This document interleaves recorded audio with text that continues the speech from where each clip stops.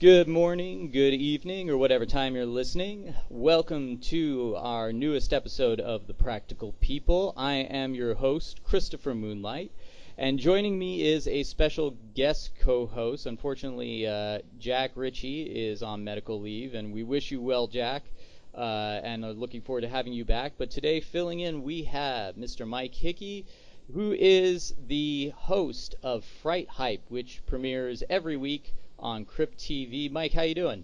Good, good. It's great to be here. Thanks so much for asking me to be part of this, Christopher. Well, I'm a big fan of your show, and I'm Thanks so honored to much. have you on. So, you're very good at keeping up on the horror current events, and I'm looking forward to the next episode. So, with us I am today, too. It's still not done. So. it's just rendering while we speak. So It is, and it might start cutting in if we hear weird sound effects within the next 2 minutes. That's because my computer just started auto playing the episode once the render finished. Oh, okay. Well, we're used to weird sounds in our industry, so that's all good. But today, I am very excited to have with us Mr. Sandy Collora, who is in the midst of his Kickstarter for his movie Shallow Waters, which looks very exciting. Welcome, Sandy. How are you doing? I'm very well. How are you guys doing? We're having a good time. We're excited to have you on. So, Cool. So we usually start the show with our current event, and it's been a bit of time since the Practical People has been on, so we're a bit late in the game in this particular current event. But I'm very sad that Rick Baker announced his retirement, and it's not actually the happiest note that he went out on, which, like I said, makes me sad because he's such an amazing genius effects artist, and I've heard that he's a really great guy. It just seems like he deserves better, and so yeah, I want to know what are your feelings on it, Mike, Sandy, whoever wants to chime in first. Well, Sandy, I know you had said, you worked with him on, was it Men in Black, I guess? Yes. So, Yeah. I mean, for you as someone who's worked with him, it's got to certainly just be something to really, put everything in perspective and stuff. And what's he actually like? I mean, like Christopher said, I mean, I know I've heard that he's just an awesome dude. And obviously, from seeing his work, he's just so fantastic. So yeah, how's it hitting you? To know Rick is stepping away. Well, I think like a lot of guys in the industry, especially guys that know Rick, especially the ones that know him, far better than I do, saw this coming. Rick, one of the things I love about him is that he's a wear his heart on his sleeve kind of guy, as I am as well. And he's not afraid to tell you what he thinks. And, he's been very vocal as of late and in the past year in saying that it's been difficult getting work and getting producers to realize that makeup and practical effects are still a very viable way to do things. Unfortunately, guys like Rick and the ADI guys and the Legacy crew and Spectral Motion and all these wonderfully talented practical effects houses that still are K&B effects, that are big proponents of keeping all this alive. All kind of feel the same way. It's not getting easier. So I wasn't surprised when I heard about Rick, and obviously, like so many industry insiders, I heard it before it happened. It's And when it was announced, the thing that struck me the most was how, I mean, it was sincere, but it was really kind of bitter, how he expressed his feelings, and has always struck me as a guy with a lot more class than that, a lot more, he's always struck me as this very regal figure, and to hear him be so bitter was a little discouraging to me personally. But I mean, because I think this industry has given him so much. For sure, yeah. So to hear him go out on such a downer of a note, shall we say, was a little, it just made me kind of frown, like, oh man, it's Rick. I gotta say, I understand, I feel what he's saying, and I understand what you're saying. I think that everyone who's an artist, they end up not just doing it for a paycheck. So I know with the ADI guys, they chose a different route to start doing it for themselves, which you're doing as well.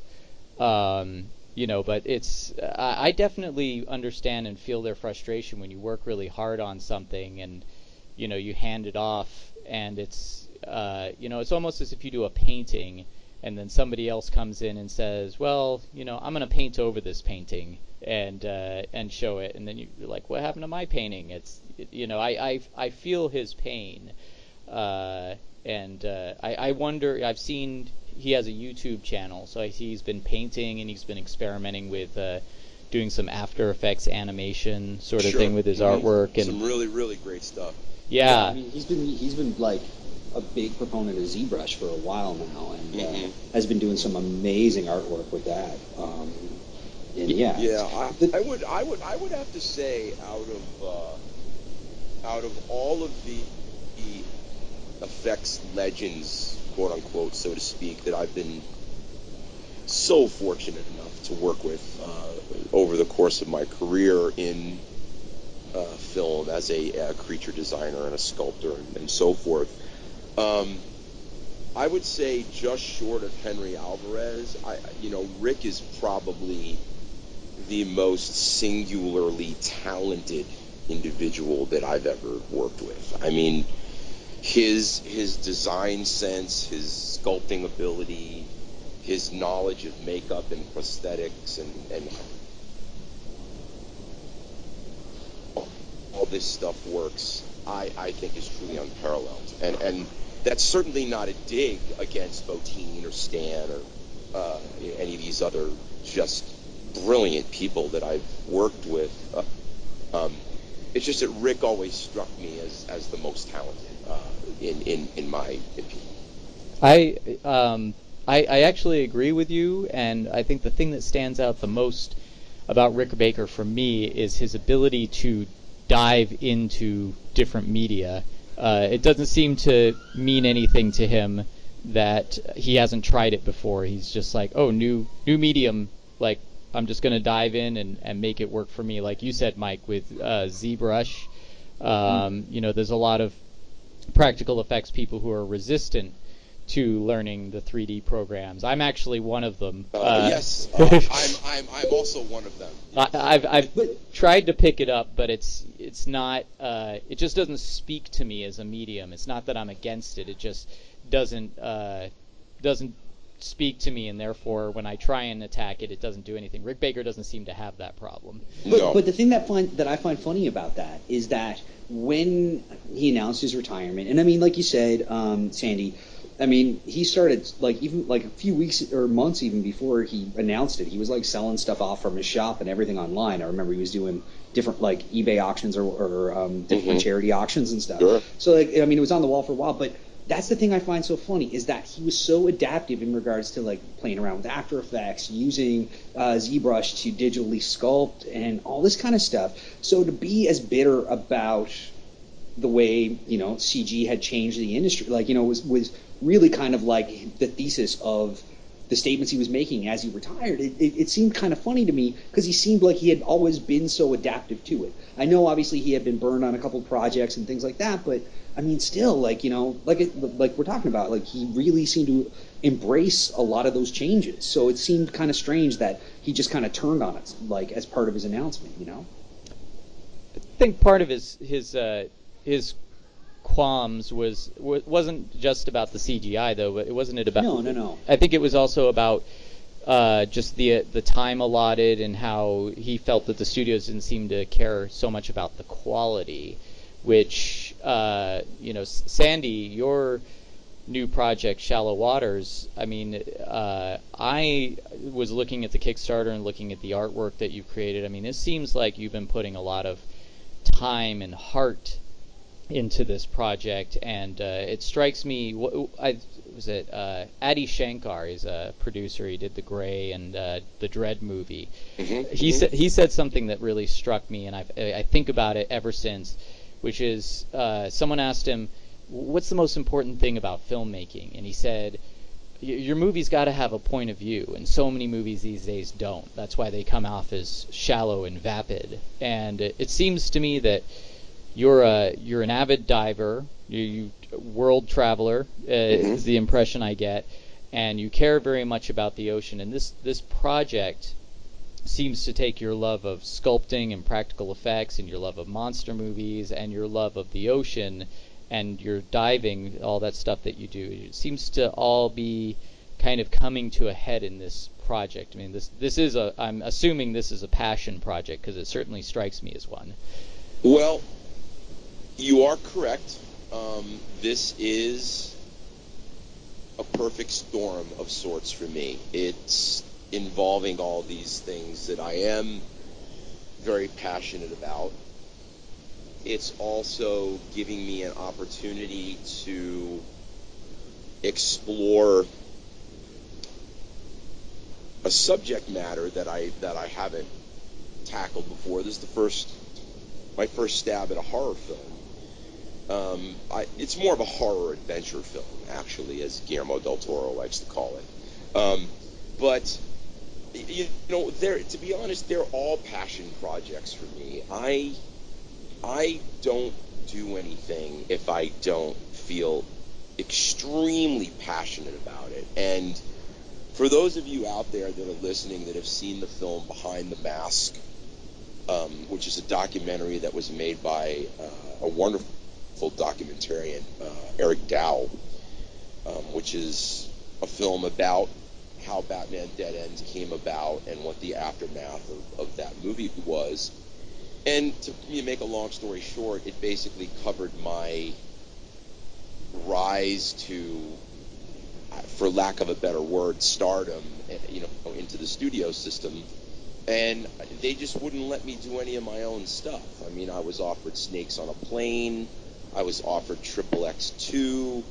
There were other junky movies that I just, would sit there with these studio executives in these meetings, and I remember this very clearly, not being disrespectful at all, or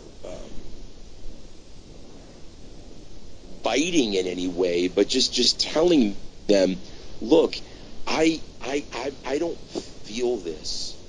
I don't have any connection to this material whatsoever. This is not for me. I appreciate you thinking of me, and this would be a wonderful opportunity, but this film is better off with somebody who's passionate about it and gets it. I don't. I want to do my own material and my own content, and here it is. And I would give them my scripts and my ideas, and they just weren't interested. And that's what just kind of drove Hunter Prey and this whole Kickstarter thing and everything. And it's much more comfortable for me. I want to rewind a little bit and talk about Batman Dead End. Because I had seen that a while ago, and I hadn't realized that was your film. And I saw it got a lot of play on the internet for a while there, and you had a great classic Batman. I'm a big fan of the painter Alex Ross. I actually know his manager, and they're really good people, and it's just they love art. Obviously Alex Ross is awesome. Yeah, and so I saw this very kind of classic Batman, and these great moments where Batman's kind of in the spotlight with his cape all spread out, and he stands up in that classical way. And then your Joker was that actor that you got to be the Joker, and the makeup you did on him was just excellent. And then that was but that was Andrew Koenig, right?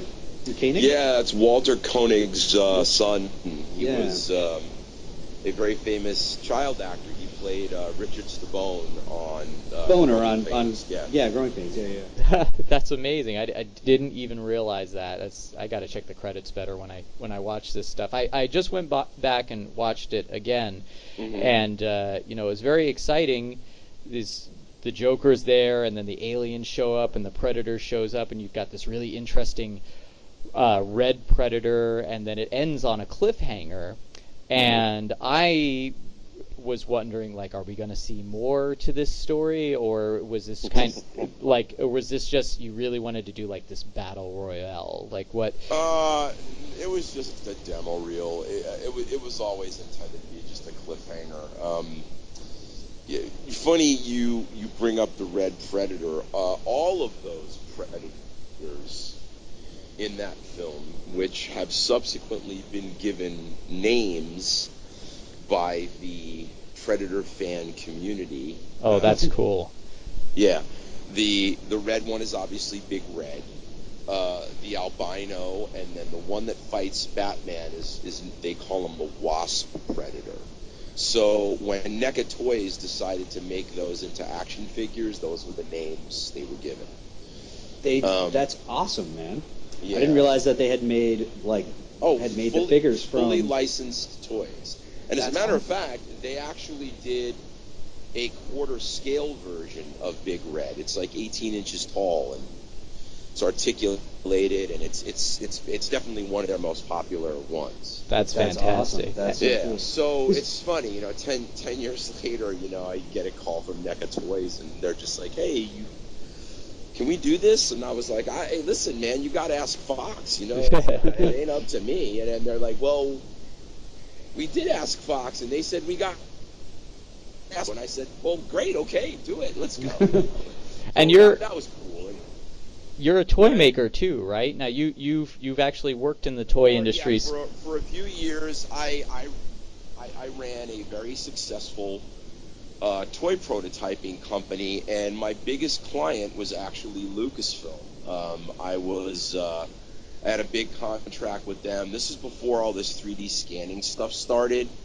I sculpted likenesses of all of the original characters and some of the newer characters that were later scanned and then used to produce all these toys and ancillary merchandise and so forth. So I did that. I worked for Toy Biz. I did a lot of Marvel stuff. I did a big stint with Mezco and worked on Reservoir Dogs and did some Captain Nemo figures and just worked for McFarlane and had a wonderful time doing it, but it kind of steered me off the path of being a filmmaker. So I did it for a few years, and that was a very lucrative endeavor for me. So I took that money and just went and made Batman Dead End, and then put together a commercial reel, and got signed as a commercial director with Level 7, and had a very prolific career in directing commercials, which I still do. So it's been good. It's been fun, and it's interesting to be a little bit diverse in where you apply your art, so it doesn't get stale. So you're very much a Renaissance man in that you've done all these things, you've traveled, and also I want to mention two other things I want to talk about. Briefly, want to talk about your World's Finest concept trailer that you did. Mm-hmm. Because that was really cool, and I'm a big fan of the Dave Gibbons, Steve Rude World's Finest comic book. And, same here. And I felt that in the trailer. I was watching it. I was like, this guy's read that edition of World's Finest. To me, that's the definitive one. Anything that follows after that is just copying. But I saw that. I absolutely loved that. And then Hunter Prey. Very much, I'm blocking on the name of the movie, but there was a 3D space movie when I was a kid. It was like people with weird robot appendages, and they would, Space Hunter, Adventures in the Forbidden Zone. Yeah, that might have been it. There was a guy with a mechanical arm, and they cut it off, and it squirted green blood, and it was supposed to be in 3D, and I saw the trailer for Hunter Prey, and I was like, this takes me back as a kid. This is kind of like really cool kind of sci-fi, just adventure. Like it didn't 70s, it didn't seem pretentious. It didn't seem like it was trying to be like overly high concept. It just looked really fun, and I liked the the idea of the action hero, and so I was wondering if you talk about a little bit about the experience of creating that, because you wrote it too, right? I co-wrote it with Nick Damon, who is Henry Alvarez's son. As you know, Henry Alvarez was my mentor for many, many years. And we co-wrote that together. And Hunter Prey just grew out of frustration after 4 or 5 years of trying to get some of my larger budgeted, higher concept projects made through the studio system unsuccessfully. And I just realized that if I was going to do this, it just had to be done independently. So I did what many young filmmakers do for their first feature. I put my own money in. I maxed out all my own credit cards. My producers came in for some money. We were able to raise a little bit of money on the foreign side, and I think we were able to scrape together $350,000 to go make that movie. So you raised the money for Hunter Prey, and then you had your script, and then you went out. It looks like you shot it in like a California desert, or maybe... No, we went to Mexico. We shot that film in Mexico. Oh, great. So you guys just like took a minimal cast, minimal crew, like... Yeah, I think it was 18 people with cast and crew, and it was 3 weeks. That's cool. And it was cool. I don't think everybody on the crew thought it was cool. They never do. 116-degree heat, but oh, especially your guys in that makeup. Yeah, and then and I wore the makeup and a suit for one day and had to direct in it, and oh God, what a nightmare. But it was cool, and the film got a lot of really nice, critical acclaim and some nice reviews and things like that. It just didn't hit. I think it was a little slow for the American audiences. Where it did most of its business and where it really did gangbusters was overseas. It did really well in Japan. It did really well in Australia. Obviously, all the southern European countries, Italy, France, Spain, it was that project was born of the heavy metal comics that I loved when I was a kid. And it's very Mobius-y and very Richard Corbin-esque, and, so that, that whole Jean Giraud, Mobius, Philippe Droulier feel to that stark, desolate desert landscape was something that the European audience really related to where I believe American audiences thought it was beautiful and it was well shot and well done, but I think it was a little slow for them. But that was the movie that I set out to make. I wasn't out to make some crazy over-the-top action movie. It was a throwback to, the 70s movie of the week, slow burn type of Toshiro Mifune, Hell in the Pacific, with Lee Marvin and that kind of thing. Well, it's really encouraging, though, to hear that it did well overseas, because, I think that's one of the great things about the internet now, is that and Hollywood they're kind of a slave to the formula because they're dropping so much money and they know what works, but more independent productions, can do something a little more meaningful to the creators and still find an audience, even if it's not an American audience. Correct. And being lower budget, you can take that chance and still work and make it have a return for you, and then go on to make your next movie. And there are people who appreciate it. Even Mike and I know that the Crypt Network has a lot of really low budget, like I'm talking like low budget fare. Like my own film is only about a $10,000 film, and some people are shooting, with no sound equipment. They're just doing, something on their iPhone and making a feature, and they're still able to find an audience who appreciates what they do. So it seems like now filmmakers are more liberated than ever to create this these stories and do things the way they want to do it, and still make it work, still make it successful, and people appreciate it for what it is. 100%, 100%. Now, that being said, it goes back to the old adage of, was that quote when George Lucas and Steven Spielberg and Coppola were all hanging out, and right when they were, when we were on the cusp, I would say in the, the late 80s, the early 90s of all this digital stuff starting to emerge, Coppola made the comment that, oh, this is going to be amazing. You're going to be able to bring all the tools to make a complete film in a suitcase. You'll have your editing suite and your little camera, and some girl in Peoria, Illinois is going to be able to create the next masterpiece. And Lucas and Spielberg just laughed at him. It's like, what are you, crazy? Like, no, you still need talent. It's making films is hard, no matter if you're shooting it on a digital camera with digital editing, or you're shooting on 35 and you got to cut on a Steamback or whatever. It's still hard. Like you're out of your mind. And I always laugh at that. I watch that clip often because I find great humor in it. So it is true though. I mean, I'm not trying to bring it round to me, but I'm making a film at the moment as well, and I find that it's I sit there going like, oh, I wish I had studio money, because then I could like hire people to do some of these jobs that I all have to do myself. Sure. I'm co-creating my special effects, my creature effects.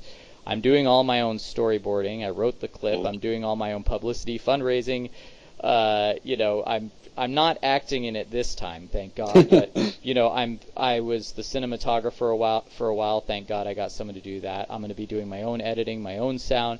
And as much as I love it, it's like I feel like I'm going to have to, do a Rob Bottin after the thing and check myself into a hospital for exhaustion. It's like that craziness that is whirling around your brain, a little storm in a teacup, because you've got to keep it all on track, and then you've got to make sure that you do a good job as well. You've got to make sure that the framing fits the character, and all these things that a lot of people who want to make films don't think about. They think, you just get a great creature and slap it up there and point and shoot, but every shot, every frame is a painting, to steal a phrase. Well, look at Hunter Prey. I mean, that desert landscape, it becomes a character in the film, and it provided me a palette and a proscenium to tell my story that was beautiful. And I'm going to do the same thing with the jungle and the ocean in Hunter Prey. In Shallow Water. So, yeah, I mean, trust me, man. I feel your pain. I'm doing all of the same things you're doing.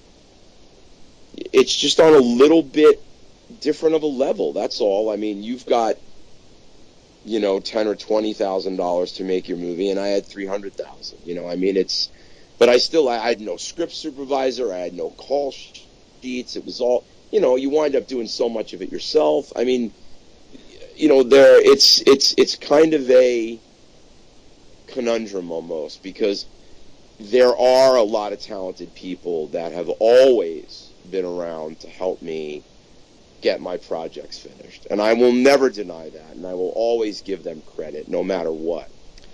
But the amount of work that I still have to do, wearing so many hats to get these projects finished, is what some people would look at and go, that's insurmountable. Like, how do you do all that?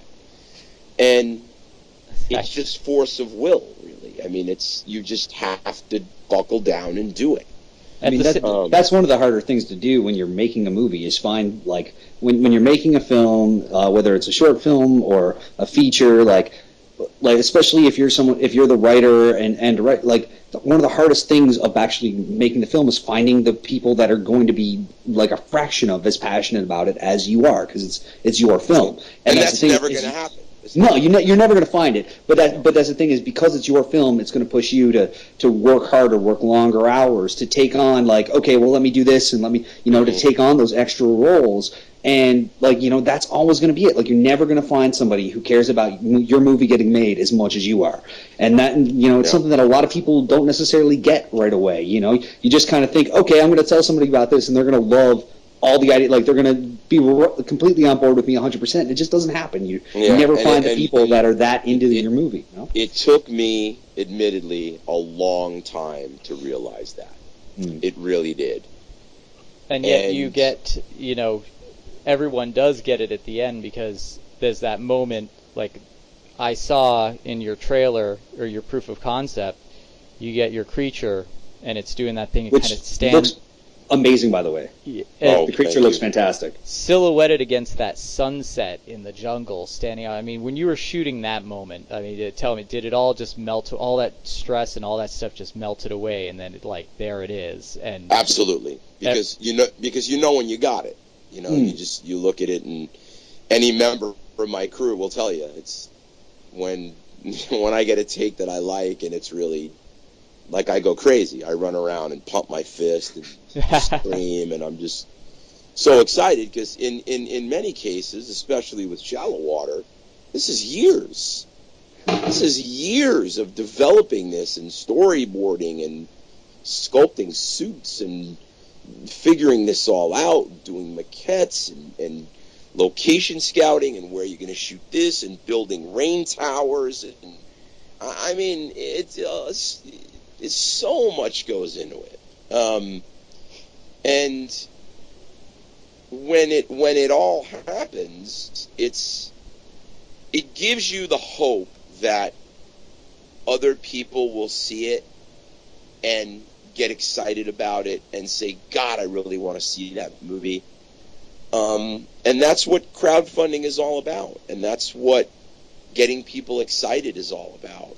I think that's one of the nicest things about crowdfunding is, I mean, aside from getting the money to make your film, is the fact that there are people who see what you're doing and they get it, and they it's like in a democratic way saying, this does need to happen. This is going to add to the genre and add to our, you know, experience as an audience, and we're going to get behind this and support it, and, you know, support you as a creator.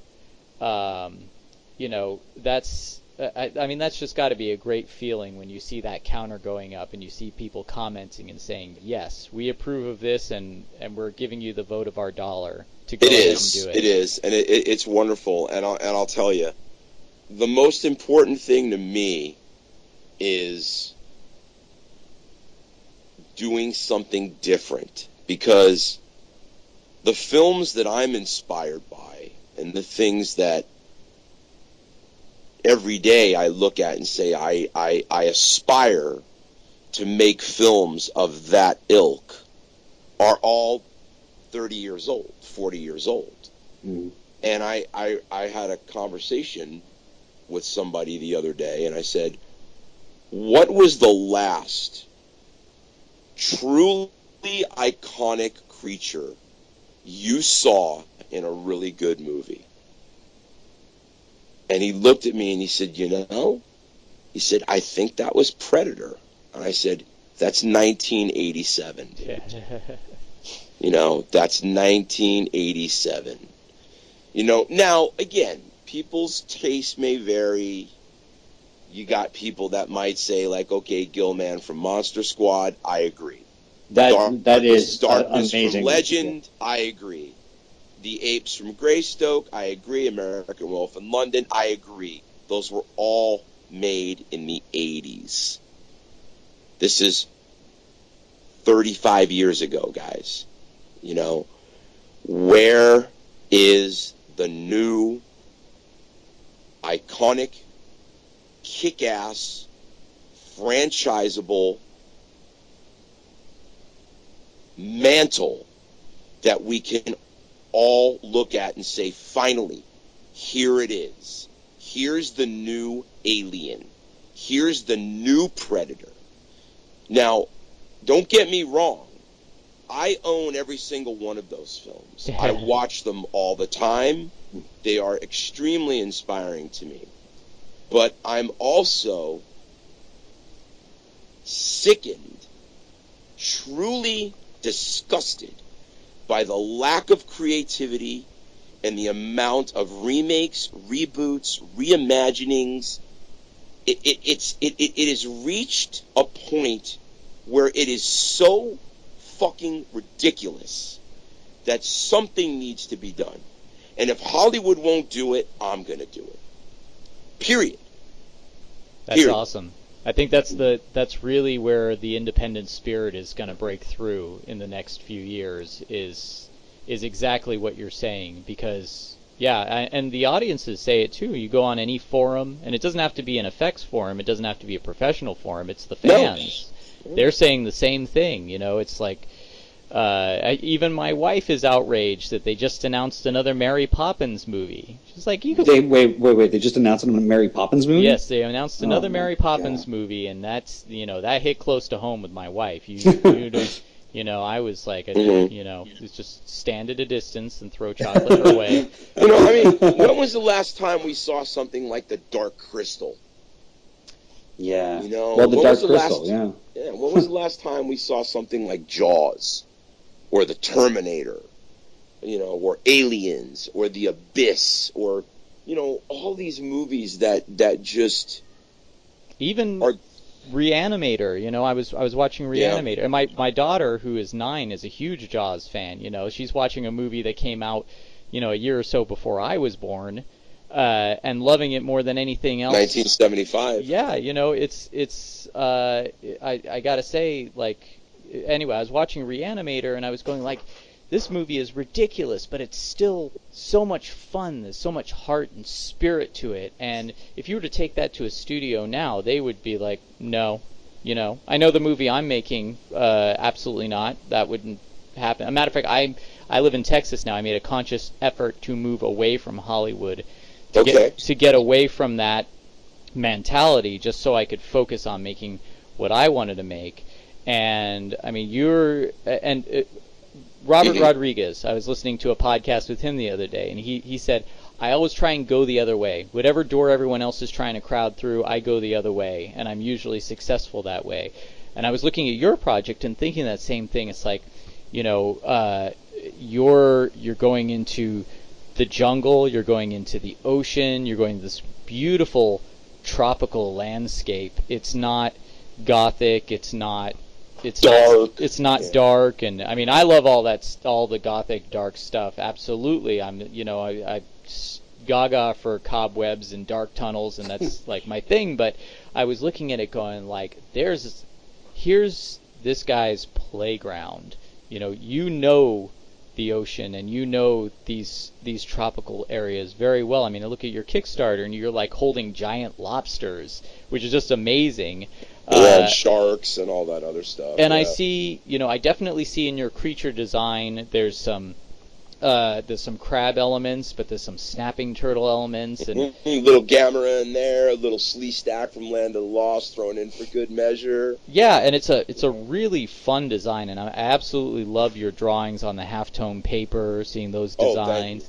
And so what you're gonna get out there. And I'm not asking you to give away any plot points or any spoilers or anything, but what kind of stuff are we going to see in this movie? Where are you going to be? You took your crew out into the desert. Where are you taking? What kind of things are you taking your crew through this time? We are taking them to the Mexican jungle. We are taking them to Catalina Island, California. We're taking them to the Channel Islands, parts of the uncharted. We're also going to uncharted islands in Mexico, in the Islas Encantadas off Baja. Oh. And it's going to be an adventure film that's very scary and very grim. It's very gory. It's got an iconic creature. And in my opinion, it's taking something like Creature from the Black Lagoon or Predator to the next level and making it more intense and more gory and more violent and more disturbing and more unsettling and moody and weird. It's loosely based on the Mexican legend of La Llorona, which is a woman who drowned her kids in a lake, and God took her eyes, and she aimlessly wanders the shores of this lagoon looking for her children, her murdered children. And it's, it's similar to, like, the chupacabra or the cucuy. It's that Mexican urban legend kind of thing that they're very superstitious of in the islands over there. So it just kind of mixes this whole uneasy, unsettling, you're in a foreign country vibe of you're at the mercy of the elements. And there's also some heavy environmental overtones to the film, because these creatures do exist and emerge as a result of environmental situations, but in a very, very unique and different way. It's got nothing to do with, like, toxic waste and, their human mutations, and it's nothing like that. It's all very original. Well, I was going to say there's some crazy stuff that goes on in the Baja area on its own. I mean, even right now with El Nino, there's more shark attacks because the ocean's warming up. I've been seeing a lot of reports of those. But every tuna that I'm shooting now has got 3 or 4 sharks on it before I even can get it to the boat. And what about those giant squid that are in Baja? Those are the Humboldt squid. As a matter of fact, my underwater cinematographer for the project, Dale Pearson, has worked on all those National Geographic shows as a cameraman, shooting those giant Humboldt squid. And if you go to the Kickstarter page and you scroll down to where I talk about my team, there's a photo of Dale with this giant squid on his arm. Yeah, I saw that, and it's those things are like they'll steal your stuff, right? They'll come right up to you. They're carnivorous. They'll kill you. Oh, they've got that bioluminescence. Imagine being at night. You're a fisherman and you're in a boat, and suddenly, like, the water starts glowing all around you. I've spoken, because I speak Spanish, so I've spoken to countless Mexican pangueros and Mexican fishermen that have all these really weird, creepy stories of seeing things in the water at night that they don't recognize and they don't know what they are, and this all plays into the film. That's amazing. It sounds like, I mean, like I said, this is, I'm not saying this is a movie based on your experiences like this happened to you, but all the experiences of your travels and your experience with the ocean and seeing the environmental impact that man has on the ocean and hearing these stories. I mean, it seems like this is all kind of been brewing in you, like its own little atmosphere that's going to be passed on. Yeah, and I can tell you something else. I have spent time in some of these locations that I'd like to shoot in, where I'm literally looking around, and there's no phone or civilization or anything around for hundreds of miles, and you're looking around at endless miles of ocean and desert and volcanic rock and jungle and canopy and vines and rain and monkeys and you say to yourself, there could literally be something like this out here and no one would ever know. How would you know? Like, who's out there?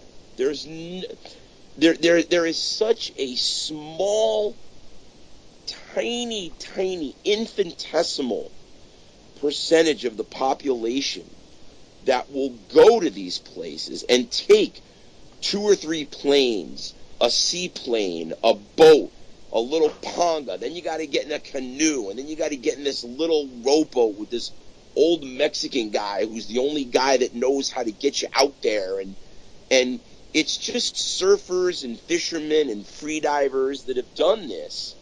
And I've been on these trips and I've seen all this firsthand, and it's so unique in and of itself without the monster element. So could you imagine incorporating this kick-ass creature that we've made? How amazing this film is going to be. It's inconceivable.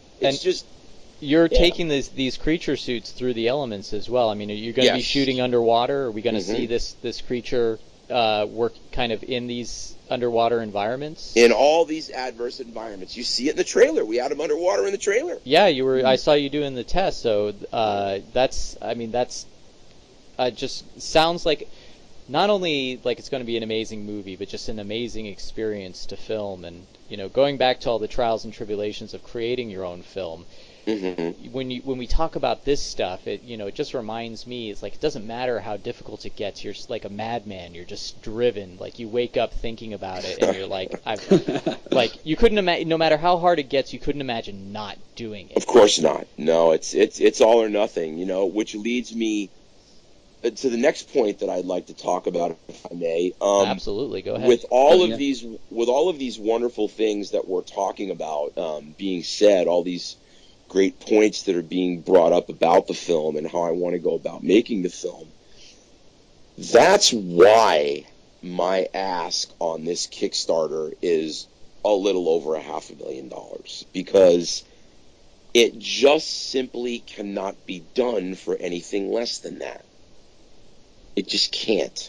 That's a reality. I've experienced that, and I've seen.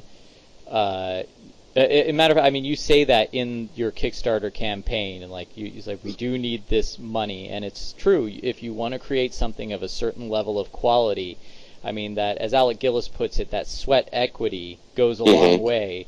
But there's a certain, it's like you can't be expected to make that silk purse out of a sow's ear if you don't have the proper resources to do it. But it sounds to me like this money is, you know what to do with this money to make it go as far as possible. So I just hope I get it, because.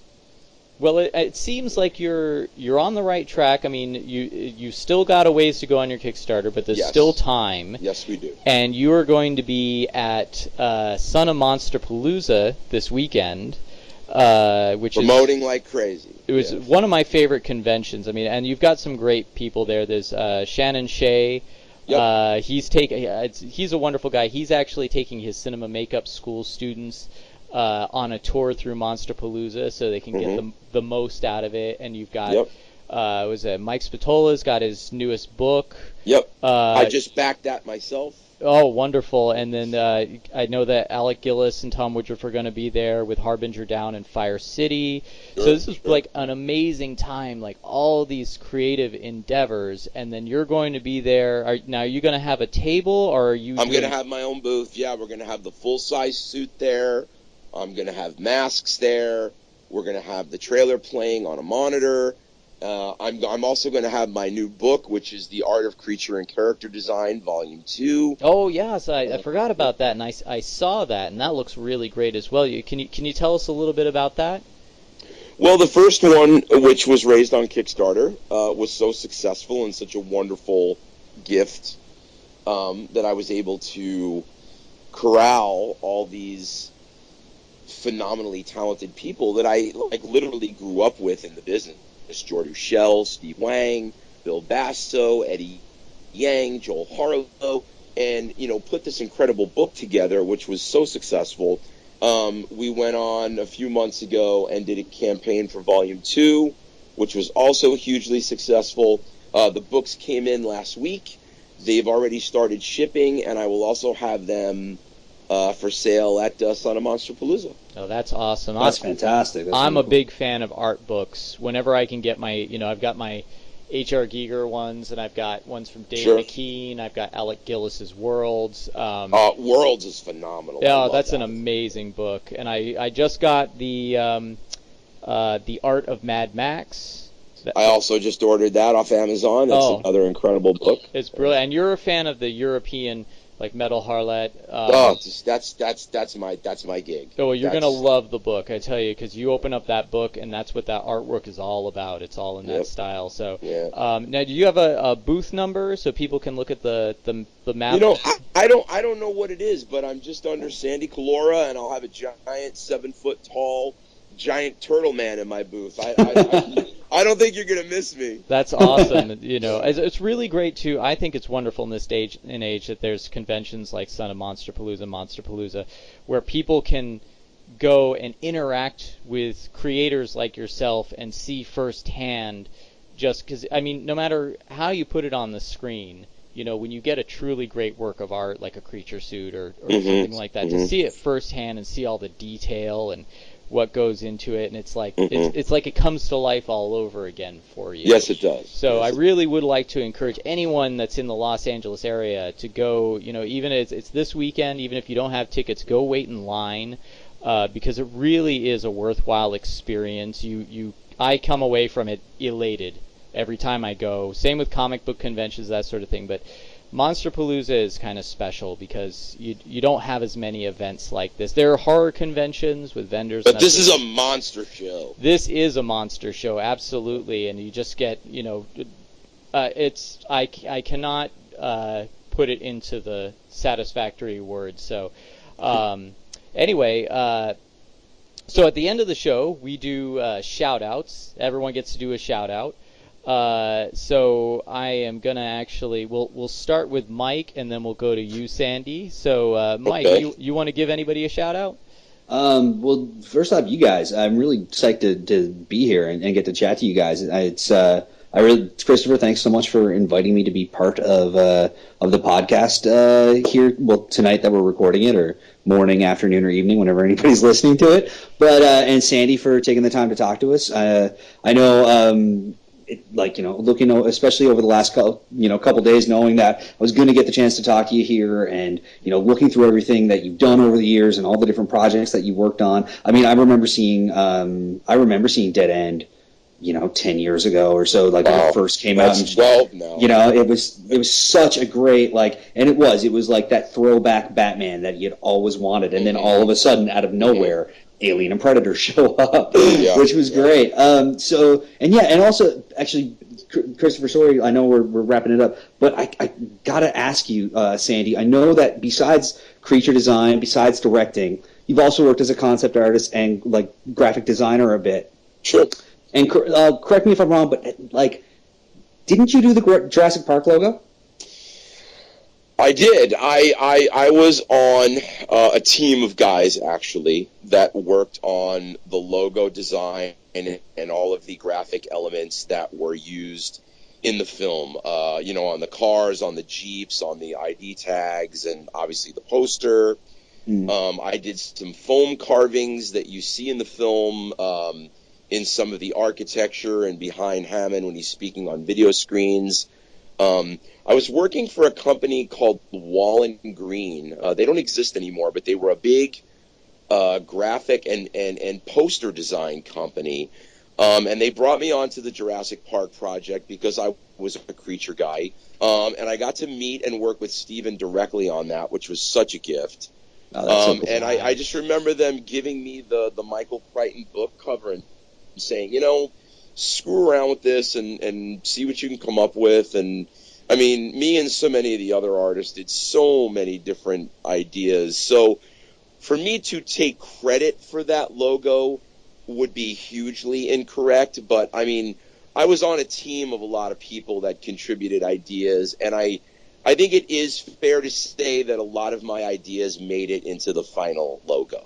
Because it's one of the more, I know myself, I do a lot of graphic design and logo design stuff, and so that's one of the most iconic, probably arguably it's up there with the Star Wars word stamp as the most iconic logo for any movie, really. So I mean, it's just it's so cool to to have been for you to have been a part of that, and I did a bunch of, like I said, a bunch of little foam carving sculptures that that they actually wound up using in the film and so forth. So that was a great experience. That was my first time meeting and working with Steven, and then I met him again on Men in Black, working with Rick and Barry Sonnenfeld and so forth. But it's just wonderful. It's a great experience with this one of our generation's greatest filmmakers. No question. Yeah. You must have those moments every once in a while where you just like shake your head and go like, how did this all happen? How did I get to be a part of so many great things? It must just kind of be like a very satisfying feeling that you kind of staked your claim in the history of cinema. It is, but in a way, it's also, for me, to be honest, and this gets back to the whole, wearing my heart on my sleeve thing. It's a little bittersweet, and it's a little frustrating because I wish I could get those guys that I've worked with, like Steven, like James Cameron, like Barry Sonnenfeld, Guillermo del Toro, Rick Baker. I wish I could get those guys to be more supportive of my own films and my own endeavors.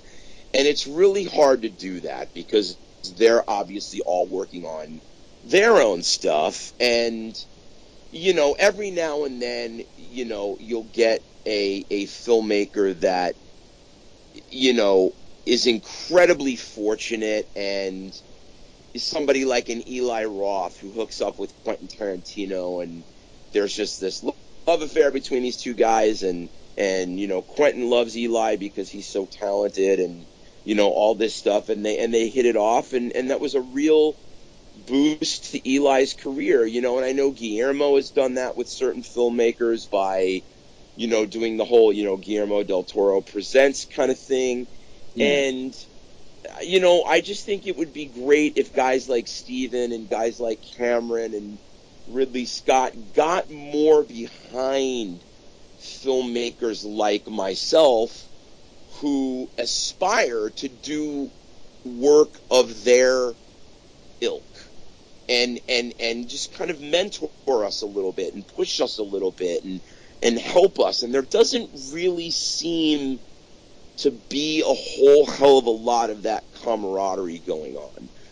Like I said, there are exceptions to every rule, and I think, people like James Gunn and Eli Roth have benefited from that, and I think that's so wonderful. I'm so happy for those guys that they've broken through and they've gotten to work with those amazing people, and now their own careers are huge. Eli's definitely doing the same thing with Crypt TV. I mean, he's really turning that back and giving, through Crypt TV, through, Eli Roth Presents with stuff like The Stranger and films like that. I mean, he's really kind of paying that whole thing forward. Maybe we can get Eli to take a look at the Shallow Water Kickstarter and see what he thinks. Well, I hope he hears this podcast. I hope so too. Yeah, he does engage the Crypt Network, which I think is really fantastic. And I have to note too that Eli Roth and James Gunn, they both come from Lloyd Kaufman's camp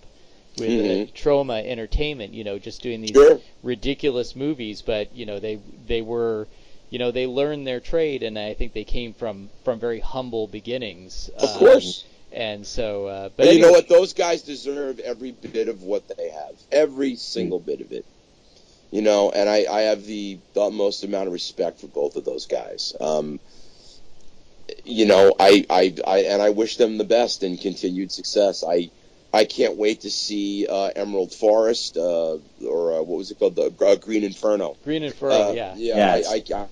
I can't wait to see that. That looks amazing. Looks intimidating. I'm a little worried. It does. So I'm just excited to at least be out there, in the world with this, and to try and spread the word and try and get more backers and get this thing financed so I can contribute this film to the pantheon of those movies, and that's just my goal. That's what I want to do. And I think you mentioned before, and bringing back to the shout outs, and I don't know who you want to shout out to, but I'll do my shout out, which is I'm going to shout out to my cast and crew, who are all, there's a couple of mid-level people in there. My effects artist Jenna Green, who was on Face Off and did Army of Frankenstein's effects work, and Anthony Gutierrez, who's a longtime cinematographer. But I've got up-and-coming actors and actresses who are amazing. I won't name them all, but I've got people working below their rates and volunteering, and I really try and make sure that I make it worth their while, in that I try and pass on as much of my knowledge and support, and if they need like a show reel or need some advice on something they're creating, I'm always there for them in whatever capacity I can support them in. And like I said, they're making me look good. So shout out to the cast and crew of the Quantum Terror. Thank you so much, guys. And then Sandy, I will pass on the last shout out to you. And mine is going to be exactly the same as yours. I would like to shout out to my support team and my crew and my cast, my editor, Eric Dow, my graphics and design and artistic collaborators and my conscience, Mike Helsch and Russ Campbell, my cast and crew, Clark Bartram, Nina Kaucharowski, Kurt Carley, my creature guys, Patrick McGee, Kazuku, John Wrightson, Alfred Paredes, Jordu Shell, Steve Wang, Eddie. I mean, all these guys that have contributed so much to my success, and I just couldn't be here without them. My director of photography, Felipe Perez, and my co-producer Dale Pearson, and all these wonderful people. My costume guy, Mike McFarlane. All these guys that have truly helped me get here, and I would just be nowhere without. So thank you, and shout out to those guys. That's wonderful. It's great to know, when people really appreciate those who support them and have their backs. I think we're all very grateful. And anyway, Sandy, it has been really great having you on the show. I hope we can have you back at some point, maybe after Anytime. the Kickstarter. Anytime. So, all right, well, gentlemen, we've had a great time, and I want to thank everyone for listening. For the practical people, this is Christopher Moonlight, and have a great night, morning, week, or whatever. Take care.